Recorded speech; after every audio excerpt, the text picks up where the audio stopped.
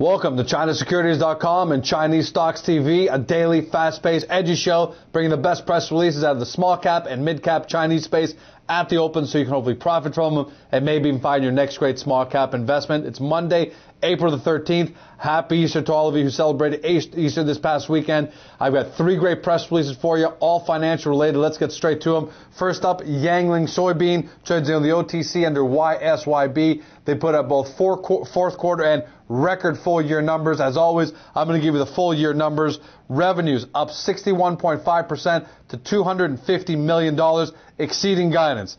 GAAP net income grew 39% to $14.5 million. That also exceeded guidance.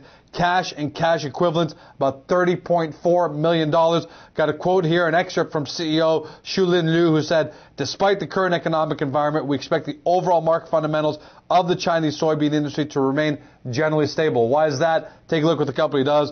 This is non-genetically modified soybean processor in China. They manufacture soybean oil, salad oil, and soybean meal. So you can imagine that's pretty much always going to be demand in China. It doesn't fluctuate very much. People got to eat. Really stable business. Their products are sold directly to customers or through distributors, and they got a pretty big base there in northern China. Closed on Friday at $3.50, dead smack in the middle of its 52-week range. High of $5.50, low of $1.25. Like those numbers, do your own due diligence, find out what the earnings per share number is, and if you got it, let us know on the blog. Next up, Emerald Dairy also trades on the OTC, EMDY. They put out their 2008 results, big numbers here as well. Revenues rose to $44.3 million. That's up about 50%. Gross profit $17.8 million, up about 68.5%. Cash and cash equivalents up by 12% to $7.3 million. Now, net income actually decreased by 34.8% to $2.3 million. However, the company's saying this primarily due to a one-time charge of about $985,000 in liquidated damages resulting from failure to satisfy certain registration requirements.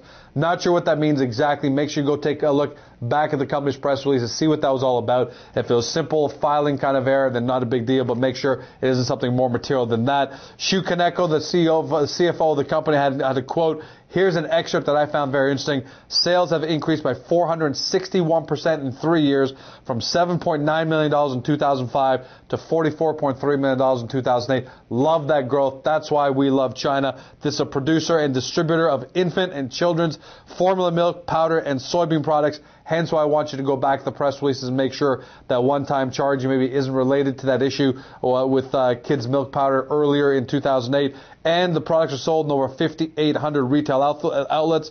Closed just on Friday at 75 cents.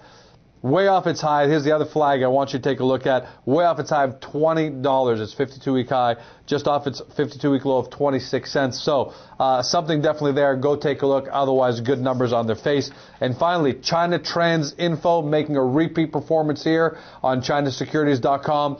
They trade on the NASDAQ under CTFO. We had them on just last week, I believe. They're announcing today a contract with the Beijing Transportation Information Center. You remember last time we covered them, they announced that 10 more of their products had been added to the procurement list for the Beijing Transportation Information Center. So obviously it's paying dividends. This company is a provider of public transportation information systems in the PRC. This deal is valued at about $1.8 million US. They're going to construct what it seems like a system database for the Beijing Transportation Information Center. It's in addition to previous work that the company had done in the construction of an Olympic traffic guidance system, which in fact, according to the company, was an integral part of Beijing's traffic management system during the 2008 Olympics. So this is going to be an expansion of that original system. And obviously, things must have gone really well the first time because the city of Beijing is coming back and adding more to it. Company's trading at $3.13, just off its 52-week low of $2.20, still off significantly off its high of $7.20. Nice company to watch. That's NASDAQ CTFO. As always, if you're looking for more great Chinese small cap, mid cap companies, don't forget about the ChinaSecurities.com front page. We've got two things there for you. First, all the latest material press releases that have come out about just 250 great companies that we're tracking. They're all right there on the front page, separated by industry. And we've also got the directory, so you can go take a close look at all those 250 companies. great summary description so you can quickly find out what they're all about, and you can sort them by industry and exchange so you can really drill down to the one that suits your portfolio needs. That's a wrap. Have a great day. We'll see you tomorrow.